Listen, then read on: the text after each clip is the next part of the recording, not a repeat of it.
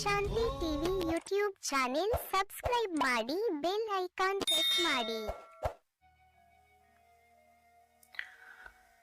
ಓಂ ಶಾಂತಿ. ನಾವೆಲ್ಲ ಆತ್ಮರು ಭ್ರೂ ಮಧ್ಯದಲ್ಲಿ ಸ್ಮೃತಿ ಸ್ವರೂಪರಾಗುತ್ತಾ ನಾವೆಲ್ಲ ಆತ್ಮರ ತಂದೆ ಪರಂಪಿತ ಶಿವ ತಂದೆಯನ್ನ ಪರಮಧಾಮದಲ್ಲಿ ಸ್ಮೃತಿ ಮಾಡಿಕೊಂಡು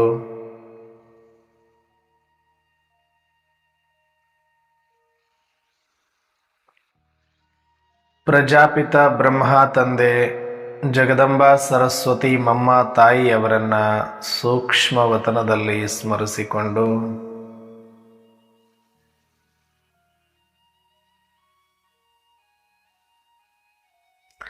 ಯಜ್ಞದ ಎಲ್ಲ ಆದಿರತ್ನರನ್ನ, ನಿಮಿತ್ತ ಶಿಕ್ಷಕಿ ಅಕ್ಕಂದಿರನ್ನ,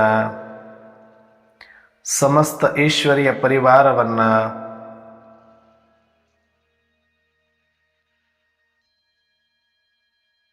ಸೂಕ್ಷ್ಮವಾಗಿ ಆಹ್ವಾನಿಸುತ್ತಾ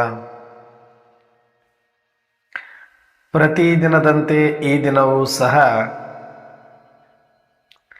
ಈ ಒಂದು ಮುರಳಿ ಚಿಂತನೆಯಲ್ಲಿ ಭಾಗವಹಿಸಿರುವ ನನ್ನೆಲ್ಲ ಸಹೋದರಾತ್ಮರಿಗೆ ಆತ್ಮೀಯವಾದ ಸ್ವಾಗತ, ಸುಸ್ವಾಗತ. ಪ್ರತಿದಿನದಂತೆ ಈ ದಿನವೂ ಸಹ ಶಿವ ತಂದೆ ಮುರಳಿಯಲ್ಲಿ ಅನೇಕ ಮಹಾವಾಕ್ಯಗಳನ್ನು ಕೊಟ್ಟಿದ್ದಾರೆ. ಅದರಲ್ಲೂ ವಿಶೇಷವಾದ ಸ್ಲೋಗನ್ ಇದೆ. ಆ ಸ್ಲೋಗನ್ ಕುರಿತಾಗಿ ಸಂಕ್ಷಿಪ್ತವಾದ ಚಿಂತನೆಯನ್ನು ಮಾಡೋಣ. ಈ ದಿನದ ಸ್ಲೋಗನ್ ಆಗಿದೆ,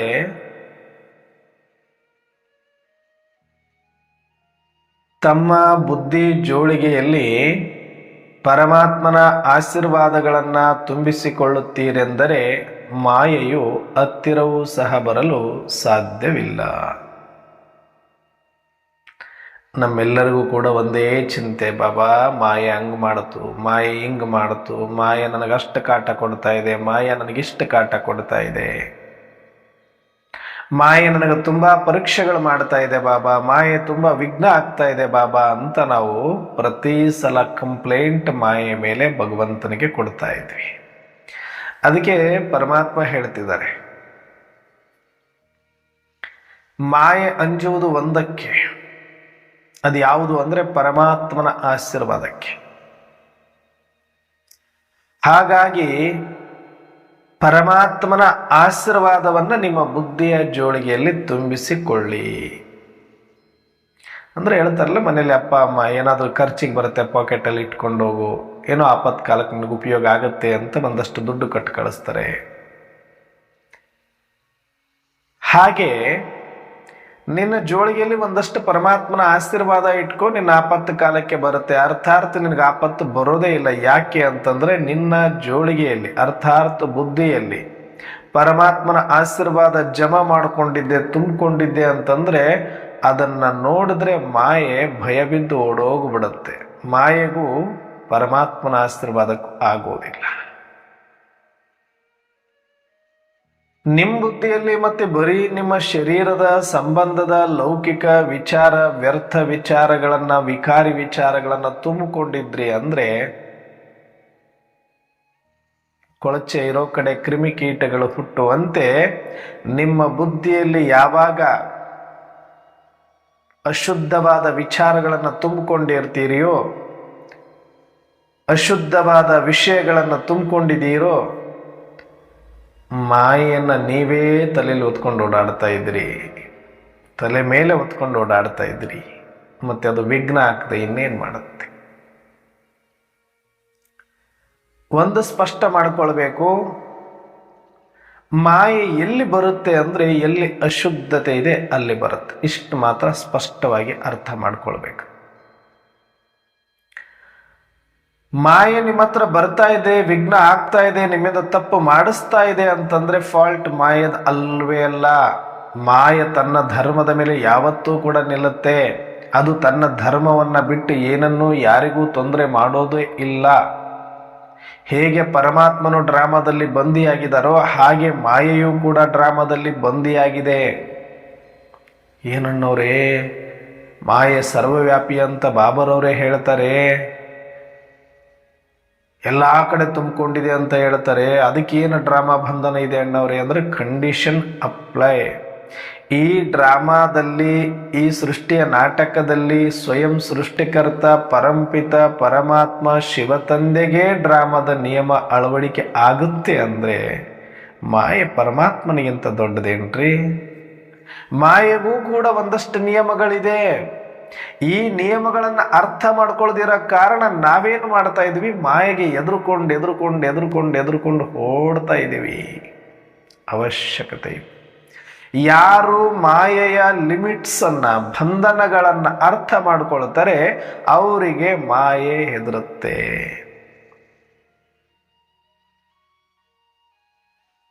ಮಾಯೆ ವೀಕ್ನೆಸ್ ಏನು ನಾವು ನೋಡ್ಬೇಕು. ಈಗ ನಮ್ಮ ಶತ್ರುವನ್ನು ನಾವು ಸೋಲಿಸಬೇಕು ಅಂದ್ರೆ ವೀಕ್ನೆಸ್ ಏನು ನೋಡ್ಕೋಬೇಕು. ನಾವು ಆ ವೀಕ್ ಪಾಯಿಂಟ್ಗಳಿಗೆ ಹೊಡಿಬೇಕು. ಎಲ್ಲಿ ವೀಕ್ ಇದ್ದಾರೆ ಅಲ್ಲೇನೆ ನಾವು ಅವರಿಗೆ ಕೆಲಸ ಕೊಡಬೇಕು.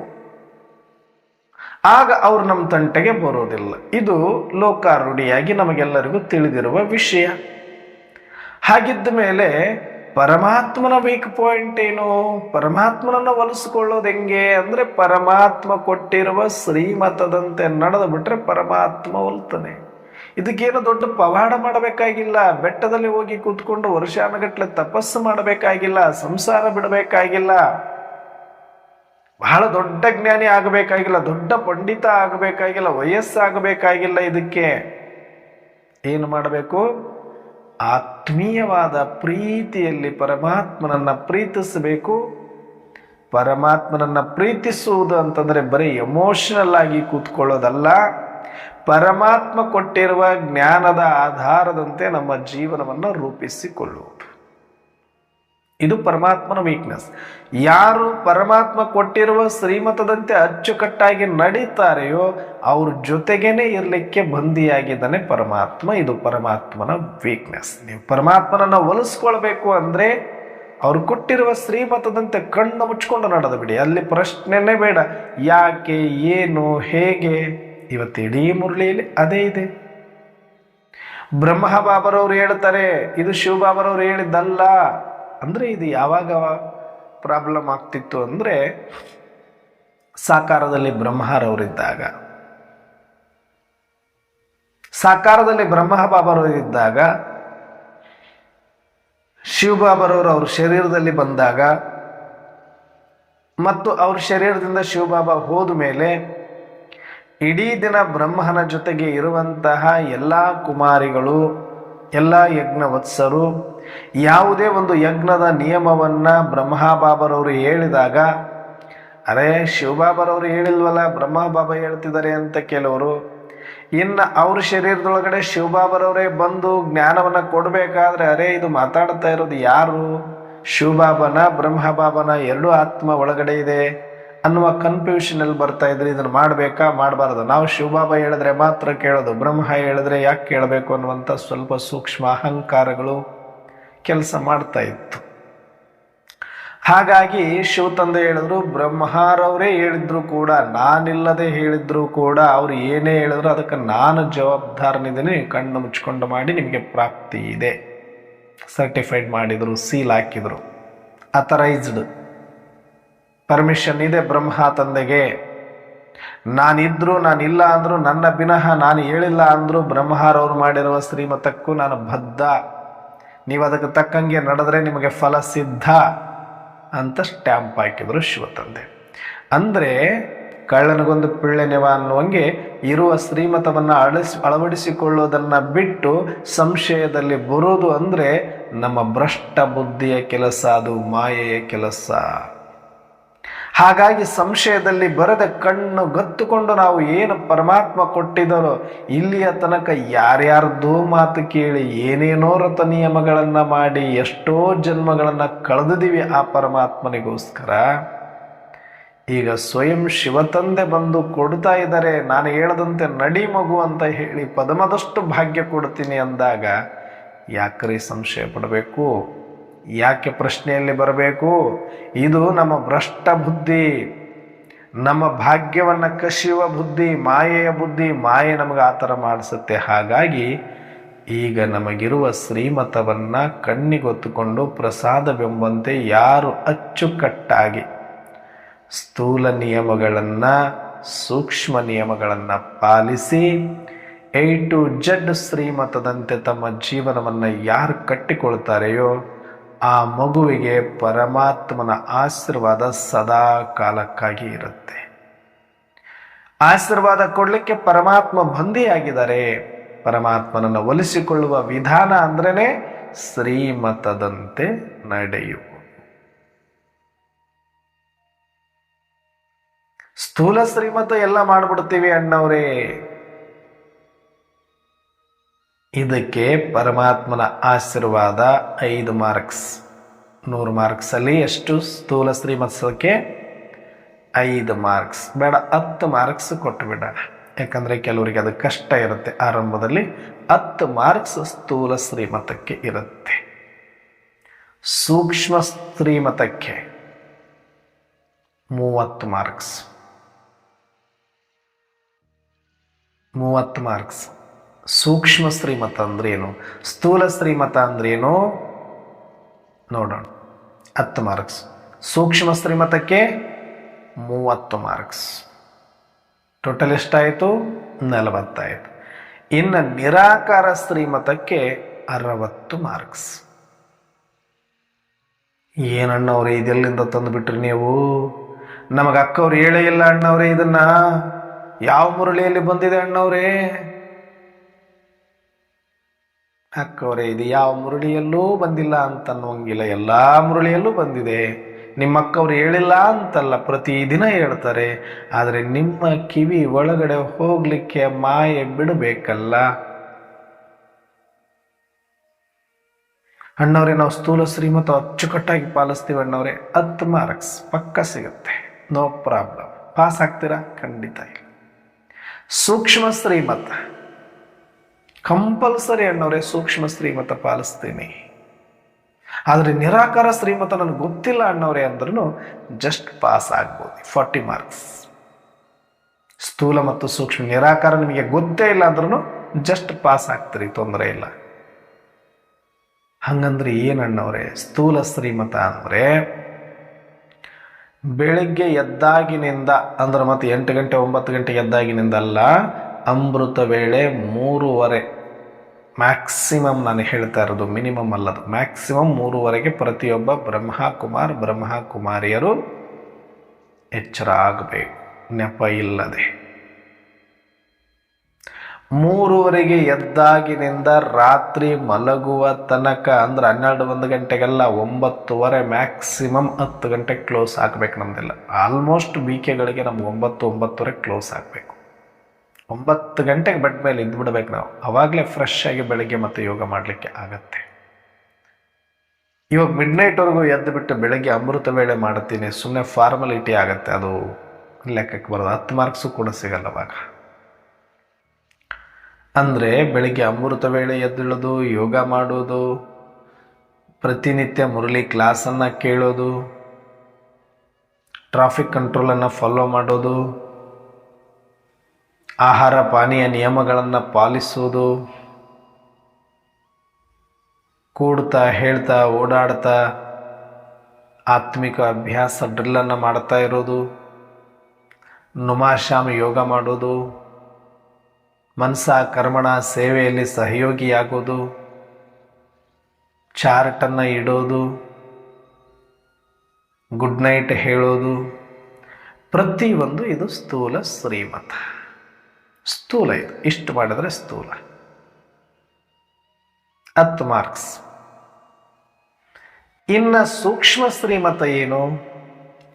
ಬೆಳಿಗ್ಗೆ ಎದ್ದಾಗ ಒಂದಷ್ಟು ಸಮಯ ಸಾಧ್ಯವಾದಷ್ಟು ಮೌನವಾಗಿರೋದು, ಆ ಯೋಗದ ಸ್ಥಿತಿಯಲ್ಲಿ ಶಾಂತವಾಗಿರೋದು, ಮೆಲು ಧ್ವನಿಯಲ್ಲಿ ಮಾತನಾಡುವುದು, ಶಾಂತವಾಗಿ ವರ್ತಿಸುವುದು, ಹಸನ್ಮುಖಿಯಾಗಿ ಇರುವುದು, ಪ್ರಸನ್ನ ಚಿತ್ತನಾಗಿರುವುದು, ಲೈಟಾಗಿ ಇರುವುದು, ಖುಷಿಯಾಗಿರುವುದು, ವ್ಯರ್ಥ ಚಿಂತನೆ ಮುಕ್ತನಾಗಿರುವುದು, ಪರಚಿಂತನೆ ಮಾಡದೇ ಇರುವುದು, ವಿಕಾರಗಳಲ್ಲಿ ಹೋಗದೇ ಇರುವುದು, ಇವೆಲ್ಲವೂ ಕೂಡ ಸೂಕ್ಷ್ಮ ಶ್ರೀಮತ್. ಇದಕ್ಕೆಷ್ಟು? 30 ಮಾರ್ಕ್ಸ್. ಏನು ನಾವ್ರೆ, ಬೆಳಗ್ಗೆಯಿಂದ ನಾವು ಇಲ್ಲಿ ತನಕ ಸ್ಥೂಲ ಶ್ರೀಮತ ಅಷ್ಟು ನಾವು ಮನೆಯೊಳಗಡೆ ಎಷ್ಟು ಗಲಾಟೆ ಮಾಡಿ, ನಾನು ಈರುಳ್ಳಿ ಬಿಟ್ಟಿದ್ದೀನಿ, ಬೆಳ್ಳುಳ್ಳಿ ಬಿಟ್ಟಿದ್ದೀನಿ ಅನ್ನೋರೆ, ಎಷ್ಟು ಗಲಾಟೆ ಮಾಡಿ ನಾನೇ ಭೋಗ ತಯಾರು ಮಾಡಿಕೊಂಡು ಇಡ್ತೀನಿ ಅನ್ನೋರೆ, ಬರೀ 10 ಮಾರ್ಕ್ಸ. ಇದೆಲ್ಲ ಮಾಡ್ತಾ ಇರೋದು ಸೂಕ್ಷ್ಮ ಶ್ರೀಮತವನ್ನ ಜಾಗೃತ ಮಾಡಲಿಕ್ಕೆ, ಸೂಕ್ಷ್ಮ ಶ್ರೀಮತದಲ್ಲಿ ಬರಲಿಕ್ಕೆ. ಅಂದ್ರೇನು? ನಾವು ಸ್ಥೂಲವಾದ ಎಲ್ಲ ನಿಯಮಗಳು, ಸಾತ್ವಿಕ ಆಹಾರ, ಅಮೃತ ವೇಳೆ ಯೋಗ,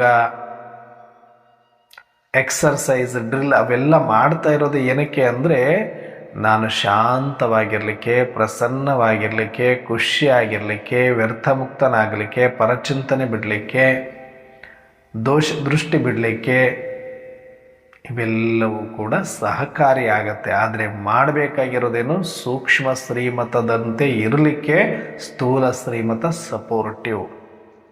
ಹಾಗಾಗಿ ಇದಕ್ಕೆ 10 ಮಾರ್ಕ್ಸ್.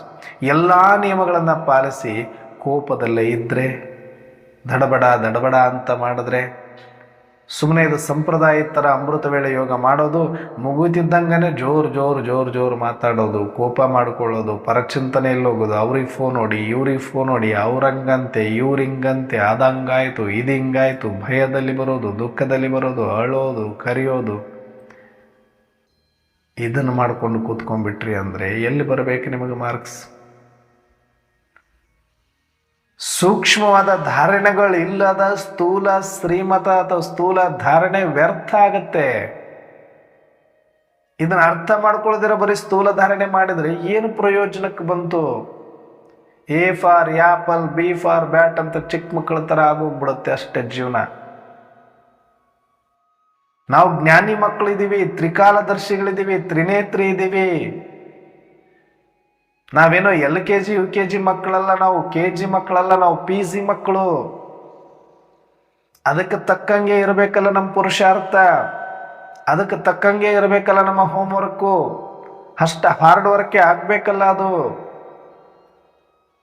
ABCD ಬರೆದಂಗೆ ಅಲ್ವಲ್ಲ ನಮ್ದು. ಫಾರ್ಮುಲಾಗಳಿರುತ್ತೆ PGಯಲ್ಲಿ, ಅದಕ್ಕೆ ತಕ್ಕಂಗೆ ವರ್ಕ್ ಆಗತ್ತೆ ಎಲ್ಲ. ಹಾಗೆ ನಾವು ಸ್ಥೂಲವಾದ ಶ್ರೀಮತವನ್ನು ಕಣ್ಣು ಗೊತ್ತಿಕೊಂಡು, ಕಣ್ಣು ಮುಚ್ಚಿಕೊಂಡು, ಯಾವುದೇ ನೆಪ ಹೇಳದೆ, ಪ್ರಶ್ನೆಗಳಲ್ಲಿ ಬರದೆ, ಚಾಚು ತಪ್ಪದೆ 100% ಪರಿಪಾಲನೆ ಮಾಡಬೇಕು. ಅದರ ಉದ್ದೇಶನೇ ಸೂಕ್ಷ್ಮ ಶ್ರೀಮತದಂತೆ ನಾವು ಬದುಕನ್ನು ಇಟ್ಟುಕೊಳ್ಬೇಕು. ಶಾಂತವಾಗಿ, ಪ್ರಸನ್ನವಾಗಿ, ಖುಷಿಯಾಗಿ, ವ್ಯರ್ಥಮುಕ್ತರಾಗಿ, ಏಕಾಂತವಾಗಿ, ಅಂತರ್ಮುಖಿಯಾಗಿ ಇಡೀ ದಿನ ಇರಬೇಕು. ಒಂದು ಸಲ ಕೋಪ ಮಾಡ್ಕೊಂಡ್ರೆ 40 ಮಾರ್ಕ್ಸಲ್ಲಿ ಕಟ್. ಜೋರಾಗಿ ಮಾತಾಡಿದ್ರೆ 40 ಮಾರ್ಕ್ಸಲ್ಲಿ ಕಟ್. ಯಾರ್ದೋ ಪರಚಿಂತನೆ ಮಾಡಿದ್ರಿ 40 ಮಾರ್ಕ್ಸಲ್ಲಿ ಕಟ್. ವ್ಯರ್ಥ ಚಿಂತನೆ ಮಾಡ್ತಾ ಇದ್ರಿ ಕಟ್.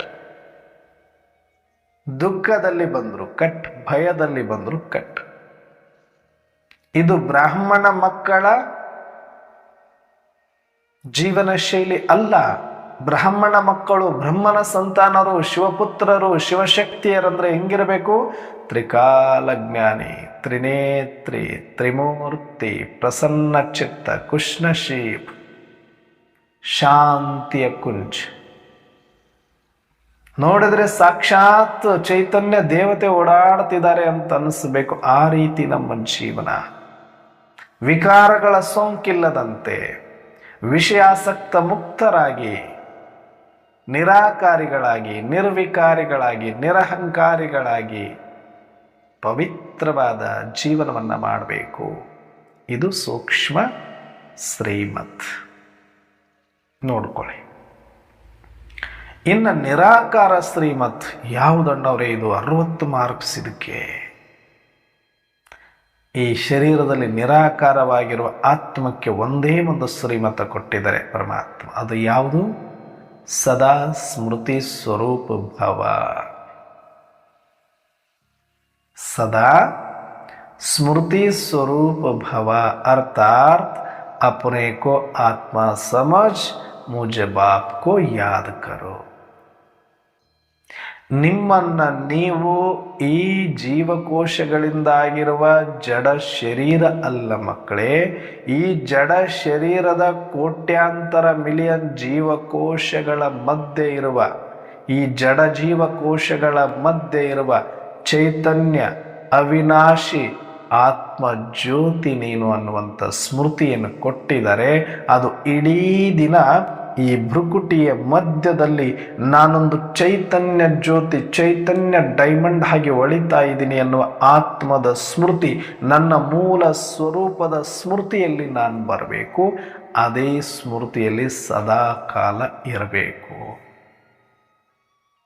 ಒಂದು ದಿನದಲ್ಲಿ ಎದ್ದಾಗಿನಿಂದ ರಾತ್ರಿಯ ಮಲಗುವ ತನಕ ಎಷ್ಟು ಈ ಶರೀರ ಭಾನದಿಂದ ಮುಕ್ತರಾಗಿ ನಾನು ನಿರಾಕಾರ ಆತ್ಮದ ಸ್ಮೃತಿಯಲ್ಲಿ ಇರ್ತೇನೆಯೋ ಅದರ ಆಧಾರದ ಮೇಲೆ 60 ಮಾರ್ಕ್ಸ್. ಎಷ್ಟೊತ್ತು?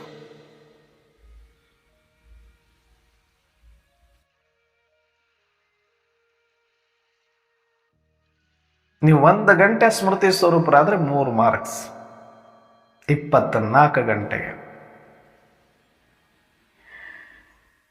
3ಕ್ಕಿಂತ ಕಡಿಮೆನೇ ಬರುತ್ತೆ. ಮಲಗಿದ್ದು ಬಿಟ್ಟರು ನಮಗೆ 3 ಮಾರ್ಕ್ಸ್ ಸಿಗುತ್ತೆ.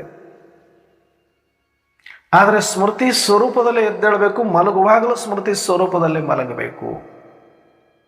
ನಿರಾಕಾರ ಅದು ಒಂದೇ ಶ್ರೀಮತ ನಮಗೆ ಸ್ಮೃತಿ ಸ್ವರೂಪ. ದೇಹ ಅನ್ನೋದು ಮರೆತು ನನ್ನ ಆತ್ಮ ಆತ್ಮ ಆತ್ಮ ಆತ್ಮ ಆತ್ಮ ಆತ್ಮ ಚೈತನ್ಯ ಜ್ಯೋತಿ ನಾನು, ಚೈತನ್ಯ ಜ್ಯೋತಿ ನಾನು, ನಂದ ದೀಪ ನಾನು ಅಂತ ನೆನಪಿರಬೇಕು.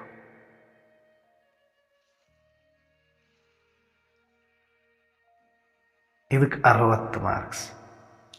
ಈ ದೀಪವನ್ನು ನೋಡೋದೇ ಇಲ್ಲ. ಈ ದೀಪ ಆರಿದೆಯೋ, ಎಣ್ಣೆ ಇದೆಯೋ, ಬತ್ತಿ ಇದೆಯೋ ನೋಡೋದೇ ಇಲ್ಲ. ಸ್ಥೂಲ ಶ್ರೀಮತ ಮಾಡು, ಸ್ಥೂಲ ಶ್ರೀಮತ ಮಾಡು, ಸ್ಥೂಲ ಶ್ರೀಮತ ಮಾಡು, ಸ್ಥೂಲ ಶ್ರೀಮತ.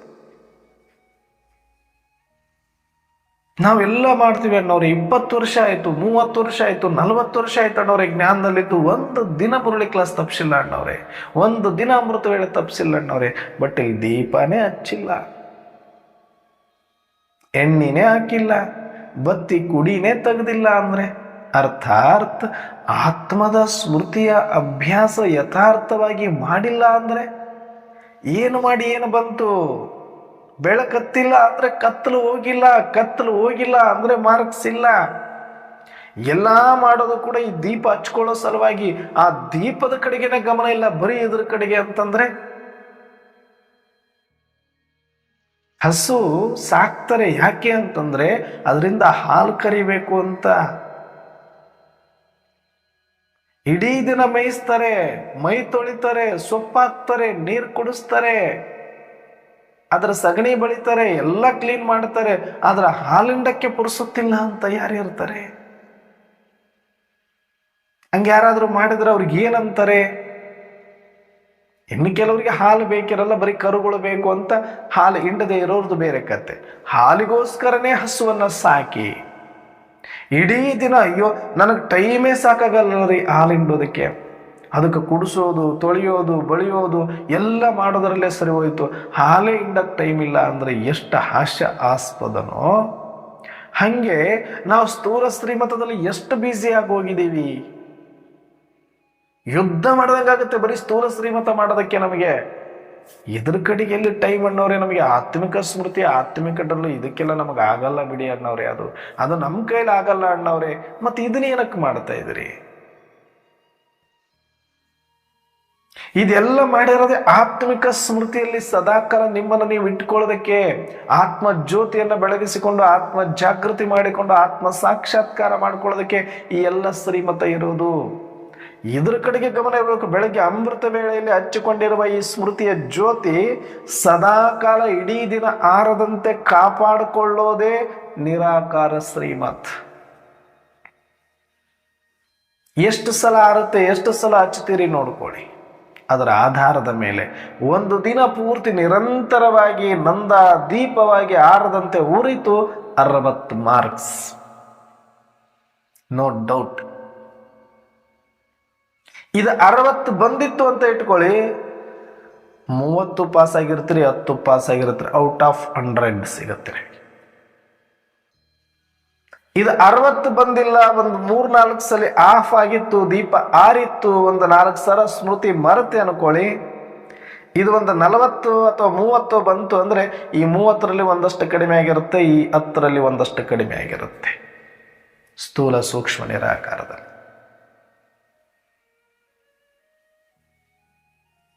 ಹಾಗಾಗಿ ನಾವು ನಿರಾಕಾರ ಶ್ರೀಮತದ ಕಡೆಗೆ ಕಂಪ್ಲೀಟ್ ಆಗಿ ಗಮನ ಕೊಡಬೇಕು. ನಮ್ಮ ಉದ್ದೇಶನೇ ಅದೇ, ಏಮ್ ಅಂಡ್ ಆಬ್ಜೆಕ್ಟೇ ಅದೇ. ನಮ್ದು ಬ್ರಾಹ್ಮಣ ಈಶ್ವರಿಯ ಪರಿವಾರದ ಎಂಟೈರ್ ಯಜ್ಞದ ಉದ್ದೇಶ ಆತ್ಮದ ಸ್ಮೃತಿ ಸ್ವರೂಪರಾಗುವುದಷ್ಟೇ, ಇನ್ನೇನು ಅಲ್ಲ ನಮ್ಮ ಉದ್ದೇಶ. ಇವೆಲ್ಲ ಸೈಡ್ ಪ್ರಾಡಕ್ಟ್. ಮುರಳಿ ಮಾಡು, ಕ್ಲಾಸ್ ಮಾಡು, ಬಟ್ಟಿ ಮಾಡು, ಯೋಗ ಮಾಡು, ಭೋಗ ಮಾಡು, ಇನ್ನೊಂದು ಮತ್ತೊಂದು ಮಗದೊಂದು ಸಂದೇಶ, ಎಲ್ಲವೂ ಸೈಡ್ ಪ್ರಾಡಕ್ಟ್. ಎಲ್ಲರಿಗೂ ಸಂದೇಶ ಕೊಡೋ ಉದ್ದೇಶದಿಂದ ಇದೆಲ್ಲ ಯಜ್ಞ ನಡೀತಾ ಇದೆ, ಇಷ್ಟೆಲ್ಲ ಕಾರೋಬಾರ್ ನಡೀತಾ ಇದೆ. ಆದ್ರೆ ನಾವೇ ಹಚ್ಕೊಂಡಿಲ್ಲ, ಹಂಗೆ ಓಡಾಡ್ತಾ ಇದ್ದೀವಿ ಅಂದ್ರೆ, ಬೇರೆಯವ್ರ ದೀಪ ಹಚ್ಚಲಿಕ್ಕೆ ಅಂದ್ರೆ ಎಂಟೈರ್ ಯಜ್ಞದ ಉದ್ದೇಶವೆಲ್ಲವೂ ಶೂನ್ಯವಾಗಿ ಹೋಗುತ್ತೆ. ಯಾವ ಉದ್ದೇಶಕ್ಕಾಗಿ ಯಜ್ಞ ಸ್ಥಾಪನೆ ಆಗಿತ್ತು, ಯಾವ ಉದ್ದೇಶಕ್ಕಾಗಿ ಬ್ರಹ್ಮನ ತನುವಿನಲ್ಲಿ ಸ್ವಯಂ ಶಿವತಂದೆ ಬಂದಿದ್ರು, ಬ್ರಹ್ಮ ಮಮ್ಮ ಆದಿರತ್ನರೆಲ್ಲ ತ್ಯಾಗ ತಪಸ್ಸು ಮಾಡಿ ಜೀವನವನ್ನು ಅರ್ಪಿಸಿದ್ರು, ಇದ್ರ ಕಡೆಗೇನೇ ಗಮನ ಇಲ್ಲ ನಮ್ಮದು. ಏನೋ ನಮ್ಮ ಲೋಕದಲ್ಲಿ ನಾವಿದೀವಿ, ಅದು ಕಟ್ಟು ಇದು ಕಟ್ಟು, ಅದು ಮಾಡು ಇದು ಮಾಡು, ಆ ಹಬ್ಬ ಈ ಹಬ್ಬ, ಆ ಭೋಗ ಈ ಭೋಗ ಅಂತ ಇದ್ರೊಳಗಡೆ ವೈಭೋಗದಲ್ಲಿ ಮುಳುಗಿದ್ರೆ ಇದನ್ನೇ ನಾವು ನೋಡ್ಕೊಂಡಿಲ್ಲ, ಬೇರೆಯವ್ರು ನೋಡ್ಕೊಳ್ಳೋಕ್ಕೂ ನಾವು ಟೈಮ್ ಕೊಡ್ತಾ ಇಲ್ಲ, ಅಷ್ಟು ಎಲ್ಲರನ್ನ ಬ್ಯುಸಿಯಾಗಿಟ್ಟಿದ್ದೀನಿ, ನಾನು ಬ್ಯುಸಿಯಾಗಿದ್ದೀನಿ ಅಂತ ಅನ್ಕೊಂಡ್ವಿ ಅಂದ್ರೆ ನಮ್ಮಂತ ಮಾಯೆಗೆ ವಶೀಭೂತರಾದವರು ಜಗತ್ತಲ್ಲಿ ಮತ್ಯಾರೂ ಇಲ್ಲ. ಹೊರಗಿನ ವಿಷಯ ವಿಕಾರಗಳಿಗೆ ಒಳಗಾಗಿರ್ತಕ್ಕಂಥವ್ರು, ಆ ಮಾಯೆಗೆ ಒಳಗಾಗಿರ್ತಕ್ಕಂಥವ್ರು ಒಂದು ಸಲ ಅದು ಬೇಸರಾಗಿ ಆದರೂ ಬಿಡಬಹುದು, ಇಲ್ಲ ಸಮಯ ಆದರೂ ಅದನ್ನು ಬಿಡಿಸಬಹುದು. ಆದರೆ ಜ್ಞಾನಕ್ಕೆ ಬಂದ ಮೇಲೆ ನಮಗೆ ಹಿಡಿತದ ನೋಡಿ ಈ ಥರ ಹುಚ್ಚುಗಳು, ಈ ಒಂದು ಮಾಯೆ, ಇದನ್ನು ಬಿಡಿಸ್ಲಿಕ್ಕೆ ಸ್ವಯಂ ಪರಮಾತ್ಮನಿಗೆ ಆಗೋದಿಲ್ಲ. ನಮ್ಮ ಭಾಗ್ಯದ ಮೇಲೆ ಬರೆ ಎಳೆದುಕೊಂಡಂತೆ ಅಷ್ಟೆ. ಮಲಗಿರೋರ್ನ ಎಬ್ಬಿಸಬಹುದು, ಎದ್ದಿರೋರ್ನ ಏನು ಎಬ್ಬಿಸಕ್ಕಾಗತ್ತೆ? ಮಲಗಿರೋ ಥರ ನಾಟಕ ಮಾಡೋರ್ನ ಏನು ಎಬ್ಬಿಸ್ತೀರಿ? ಅಂದ್ರೆ ನಮಗೆಲ್ಲ ಗೊತ್ತಿದ್ದು ಇದ್ರ ಕಡೆಗೆ ಗಮನ ಕೊಡಕ್ಕೆ ನಮ್ಮ ಹತ್ರ ಟೈಮ್ ಇಲ್ದಂಗೆ ನಾವು ಮಾಡ್ಕೊಳ್ತೀವಿ. ಅಂದ್ರೆ ಇದಕ್ಕಾಗಿ ನಾವು ಗಂಟೆ ಕೂತ್ಕೊಂಡು ತಪಸ್ಸು ಮಾಡಕ್ಕೆ ನಮ್ಮ ಹತ್ರ ಟೈಮ್ ಇಲ್ಲ, ಅಥವಾ ನಮಗೆ ಕೂಡ್ಲಿಕ್ಕೆ ಆಸಕ್ತಿ ಇಲ್ಲ, ಕೂಡೋರಿಗೆ ನಾವು ಬಿಡೋದು ಇಲ್ಲ, ಕರ್ಮ ಕರ್ಮ ಕರ್ಮ ಕರ್ಮ ಅಂತ ಬಿದ್ದುಕೊಂಡ್ವಿ ಅಂದ್ರೆ ಕರ್ಮ ಅತೀತರಾಗ್ಲಿಕ್ಕೆ ಯಜ್ಞ ಸ್ಥಾಪನೆ ಆಗಿರೋದು, ಕರ್ಮಕ್ಕಾಗಿ ಅಲ್ಲ. ಕರ್ಮ ಅತೀತ ಆದಮೇಲೆ ಕರ್ಮವನ್ನ ಮಾಡಿ ಯಾರು ಸೇವೆ ಮಾಡಕ್ಕೆ ಹೇಳಿದ್ದು? ಯಾರು ಹೇಳಿದ್ದು ನಮಗೆ? ನಾನೇ ಕರ್ಮ ಅತೀತ ಆಗದ ಹೊರತು, ನಾನೇ ಸ್ವಸ್ಮೃತಿಯಲ್ಲಿ ಬರದ ಹೊರತು, ನನ್ನದೇ ಜ್ಯೋತಿಯನ್ನು ಹಚ್ಚಿಕೊಳ್ಳದ ಹೊರತು ಊರೆಲ್ಲ ಜ್ಯೋತಿಯನ್ನು ಬೆಳಗಿಸ್ತೀನಿ ಅಂತ ಹೋದ್ರೆ, ಹಾರಿದ ದೀಪ ಹಿಡ್ಕೊಂಡು, ಹಾರಿದ ಮುಂಬತ್ತು ಹಿಡ್ಕೊಂಡು ಬೇರೆಯವ್ರ ದೀಪ ಬೆಳಗಿಸ್ತೀನಿ ಅನ್ನೋದು ಎಷ್ಟು ಹಾಸ್ಯಾಸ್ಪದನೋ ಹಾಗೆ ಆಗ್ಬಿಡುತ್ತೆ ನಾವು ಬಾಬಾರವ್ರ ಮಕ್ಕಳ ಕತೆ. ಏನಣ್ಣವ್ರು ಹಿಂಗಂತೀರಿ, ನಾವು ಇಷ್ಟು ವರ್ಷ ಜ್ಞಾನಕ್ಕೆ ಬಂದೀವಿ, ಇಷ್ಟೆಲ್ಲ ಪರಿವಾರ ತಯಾರು ಮಾಡೀವಿ, ಇಷ್ಟು ಸೆಂಟರ್ಗಳು ಕಟ್ಟಿವಿ, ಇಷ್ಟು ಬಿಲ್ಡಿಂಗ್ ಮಾಡಿವಿ, ಇಷ್ಟು ಸಲ ಮೌಂಟ್ ಅಬುಕ್ ಹೋಗಿವಿ, ಇದು ಯಾವುದು ಲೆಕ್ಕಕ್ಕೆ ಬರೋದಿಲ್ಲ. ಅಷ್ಟೆ. ಎಷ್ಟು ಹಚ್ಕೊಂಡಿದ್ದೀವಿ ಇಲ್ಲಿ, ಎಷ್ಟು ಉರಿತಾ ಇದೆ ಇಲ್ಲಿ, ಎಷ್ಟು ನಂದಾದೀವಿಗೆ ಇದೆ ಇಲ್ಲಿ, ಎಷ್ಟು ಆತ್ಮಜ್ಯೋತಿ ಇದೆ ಇಲ್ಲಿ. ಹಂಗಂದ್ರೆ ಅಣ್ಣವ್ರೆ ಪರಿವಾರದ ಸೇವೆ ಯಾರು ಮಾಡ್ತಾರೆ? ಹಂಗಂದ್ರೆ ಇಷ್ಟೆಲ್ಲ ಸೇವೆ ಹೆಂಗಾಗ್ತಿತ್ತು, ಇಷ್ಟೆಲ್ಲ ಸೆಂಟರ್ಗಳು ಹೆಂಗಾಗ್ತಿತ್ತು? ಆಗೇನಾಗಿದೆ ಈಗ? ಏನಾಗಿದೆ ಈಗ? ಪ್ರಶ್ನೆ ಮಾಡ್ಕೊಳ್ಬೇಕು. ಹಾಗಿದ್ರೆ ನಮಗಷ್ಟು ಜವಾಬ್ದಾರಿ ಬಂದುಬಿಟ್ಟಿದೆ, ನಾವೇ ಇಡೀ ವಿಶ್ವವನ್ನ ಪರಿವರ್ತನೆ ಮಾಡಬೇಕು ಅಂತ ಕಾಂಟ್ರಾಕ್ಟ್ ತಗೊಂಡವ್ರ ತರ, ಈ ಊರು ನಂದು, ಆ ಊರು ನಂದು, ಈ ಏರಿಯಾ ನಂದು, ಆ ಏರಿಯಾ ನಂದು, ಈ ಕಡೆ ಬರೋಂಗಿಲ್ಲ ಆ ಕಡೆ ಬರೋಂಗಿಲ್ಲ ಅಂತ ನಾವು ಮಾಡ್ಕೊಳ್ತೀವಿ ಅಂದ್ರೆ ಯಾರು ನಮಗೆ ಕಾಂಟ್ರಾಕ್ಟ್ ಕೊಟ್ಟವರು? ಹಾಗೆ ನೋಡಿದ್ರೆ ಸ್ವಯಂ ಪರಮಾತ್ಮ ಬ್ರಹ್ಮನ ಶರೀರದಲ್ಲೇ ಬಂದಿದ್ರು, ಆದಿ ದೇವನೇ ಆಗಿದ್ರು. ಸತ್ಯುಗದ ಮೊದಲ ರಾಜಕುಮಾರ ಶ್ರೀಕೃಷ್ಣ ಆಗಿದ್ರು, ಸ್ವಯಂವರದ ನಂತರ ಶ್ರೀಮನ್ ನಾರಾಯಣ ಆಗಿದ್ದವರು, ಈಗ ಮತ್ತೆ ಪ್ರಜಾಪಿತ ಬ್ರಹ್ಮನೂ ಆಗಿದ್ದವರು. ಆದಿದೇವಿ ಆಗಿದ್ಲು ಮಮ್ಮ, ಜಗದಂಬ ಸರಸ್ವತಿ ಆಗಿದ್ಲು ಮಮ್ಮ, ಶ್ರೀಲಕ್ಷ್ಮಿ ಆಗಿದ್ಲು, ರಾಧೆ ಆಗಿದ್ಲು, ಕಾಳಿ ಆಗಿರುವಂತ ಮಮ್ಮ ಡೈರೆಕ್ಟ್ ಪರಮಾತ್ಮನ ವಾಣಿಯನ್ನ ಬ್ರಹ್ಮನ ನಂತರ ಮೊಟ್ಟ ಮೊದಲು ಮಮ್ಮಾರವರೇ ಕೇಳಿದ್ರು. ಅವ್ರಿಗೆ ಜವಾಬ್ದಾರಿ ಇರ್ಲಿಲ್ವಾ? ಅವರಿಗಿಂತ ಜಾಸ್ತಿ ನಮಗೆ ವಿಶ್ವದ ಜವಾಬ್ದಾರಿ ಇದೆಯಾ? ಅವ್ರು ಯಾಕೆ ಕೂತ್ಕೊಂಡ್ರಲ್ಲಿ ಮೌಂಟ್ ಅಬು ಬೆಟ್ಟದ ಮೇಲೆ ಹೋಗಿ ತಪ್ಪಲಾಸ್ಕೊಂಡು ನೀಟಾಗಿ ಅಲ್ಲೊಂದು ಗೂಟ ಪಡ್ಕೊಂಡು ಕೂತ್ಕೊಂಡು 14 ವರ್ಷ ತಪಸ್ಸು ಮಾಡ್ಲಿಕ್ಕೆ ಯಾಕೆ ಬೆಟ್ಟ ಬಿಟ್ಟು ಕೆಳಗಿಳಿಲಿಲ್ಲ ಅವರು?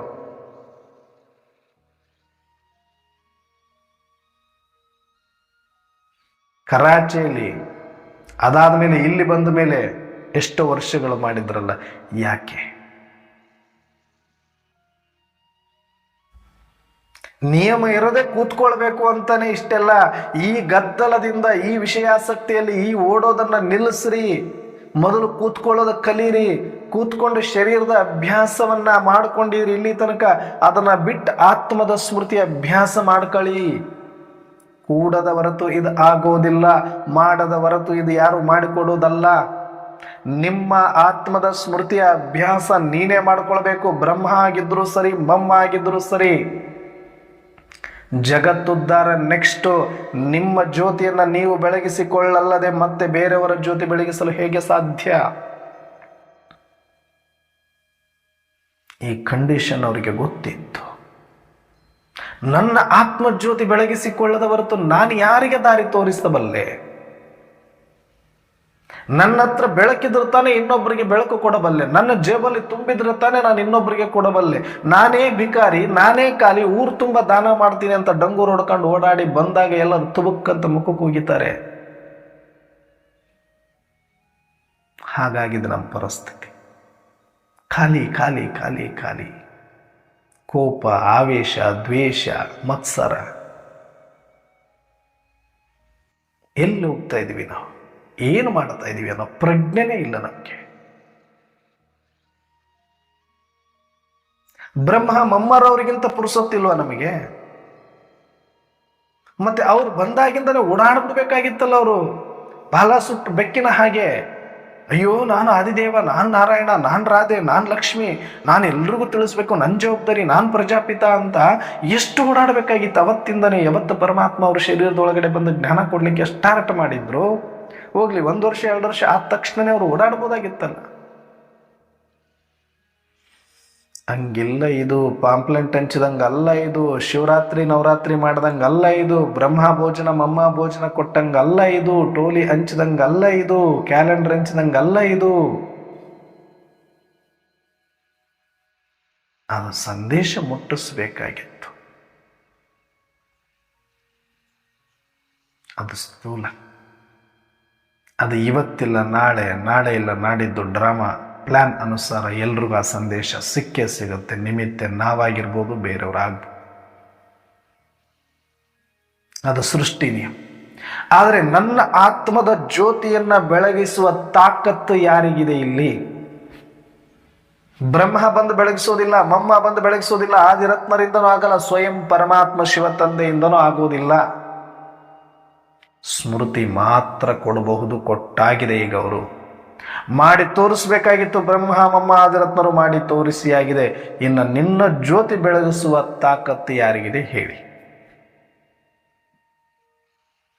ಏನಾದ ಮಾಡ್ತೀನಿ ಅಪ್ಪ, ಏನು ಹೇಳಿದ್ರು ನೀವು ಎಷ್ಟು ತನ್ನು ಮನ ಧನ ಮೂಳೆ ಮೂಳೆ ಮೂಳೆ ಮೂಳೆ ಮೂಳೆ ಮೂಳೆ ಸವಿಸಿ ಇಟ್ಟರು ಇಲ್ಲ, ಇಲ್ಲಿ ಹತ್ತದ ಹೊರತು ಏನು ಉಪಯೋಗ ಇಲ್ಲ.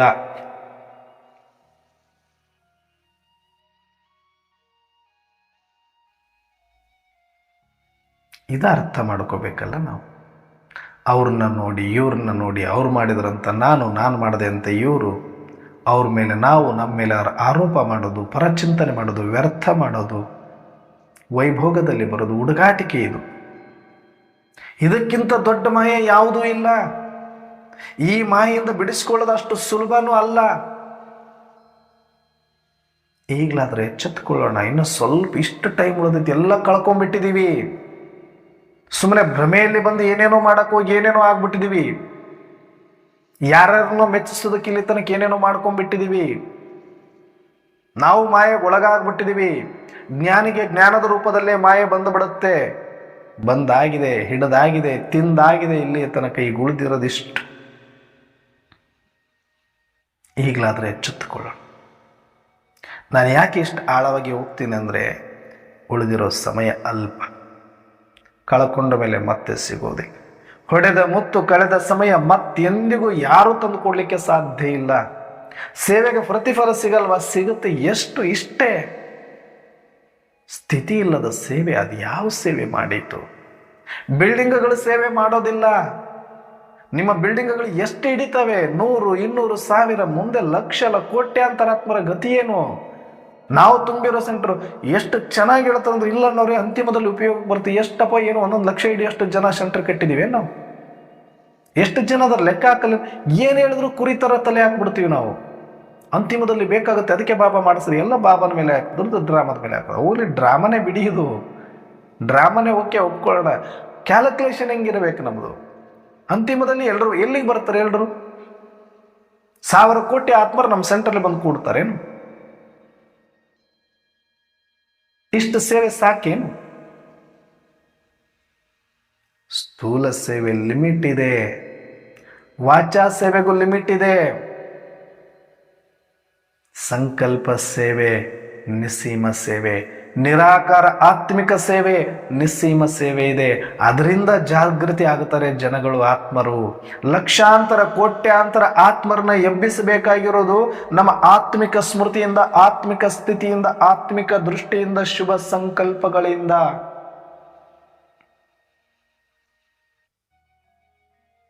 ಎಷ್ಟು ಆತ್ಮಿಕ ಸ್ಥಿತಿಯಲ್ಲಿದ್ದೀವಿ?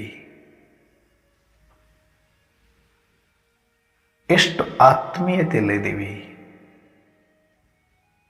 ಎಷ್ಟು ವ್ಯರ್ಥ ಮುಕ್ತ ಆಗಿದ್ದೀವಿ? ಇದಷ್ಟೇ ತಾನೇ ಲೆಕ್ಕಕ್ಕೆ. ಇದು ನಿರಾಕಾರ ಶ್ರೀ. ಇಷ್ಟು, ಇನ್ನು ಜಾಸ್ತಿ ಹೇಳೋದು ಬೇಡ.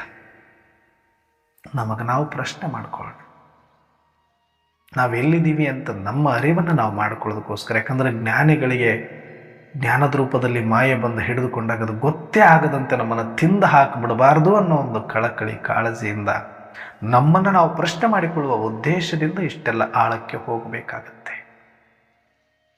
ಯಾಕಂದ್ರೆ ನಮ್ಮನ್ನು ಯಾರು ಎಬ್ಬಿಸೋರು? ಎದ್ದಿರೋರ ಥರ ನಾಟಕ ಮಾಡ್ತಾ ಇದ್ದೀವಿ. ನಾನು ಎದ್ದೀನಿ, ನಾನು ಎದ್ದೀರ ಅಂತೀವಿ. ಆದರೆ ಎಷ್ಟು ನಿದ್ದೆ ಒಳಗಡೆ ಮುಳುಗಿದ್ದೀವಿ, ಎಷ್ಟು ಎಲ್ಲೆಲ್ಲಿ ಮುಳುಗಿದ್ದೀವಿ ಗೊತ್ತಿಲ್ವಲ್ಲ.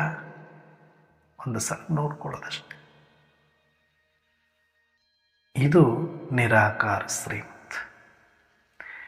ಈ ಶ್ರೀಮತದಲ್ಲಿ ಯಾರು ಇರುತ್ತಾರೆಯೋ ಅವರಿಗೆ ಪರಮಾತ್ಮನ ಆಶೀರ್ವಾದ ಭರ್ಭೂರಾಗಿ ಸಿಗುತ್ತೆ. ಅವ್ರ ಬುದ್ಧಿಯಲ್ಲಿ ಪರಮಾತ್ಮ ಆಶೀರ್ವಾದ ಬಿಟ್ಟರೆ ಬೇರೆ ಯಾವುದಕ್ಕೂ ಜಾಗ ಇರುವುದಿಲ್ಲ. ಇಂಥವ್ರನ್ನ ಕಂಡ್ರೆ ಮಾಯೆ ಹತ್ರಕ್ಕೂ ಬರೋದಿಲ್ಲ. ಆಶೀರ್ವಾದ ತುಂಬಿಕೊಳ್ಳೋದಂದ್ರೆ ಅದೆಲ್ಲೋ ಕೊಡ್ತಾರೆ ಬಾಬರವರು ಅಂತ ವರದಾನಗಳನ್ನು ಇಟ್ಕೊಳ್ಳೋದಲ್ಲ, ಸ್ವಮಾನಗಳನ್ನು ಇಟ್ಕೊಳ್ಳೋದಲ್ಲ. ಆತ್ಮಿಕ ಸ್ಮೃತಿ, ಆತ್ಮಿಕ ಸ್ಥಿತಿಯ 3 ಶ್ರೀಮತಗಳನ್ನು ಯಾರು ಅಚ್ಚುಕಟ್ಟಾಗಿ ಫಾಲೋ ಮಾಡ್ಕೊಂಡು ಹೋಗ್ತಿದ್ದಾರೋ ಅವರಿಗೆ ಭರ್ಭೂರಾಗಿ ತಾನೇ ತುಂಬಿಸ್ತಾನೆ ಪರಮಾತ್ಮ.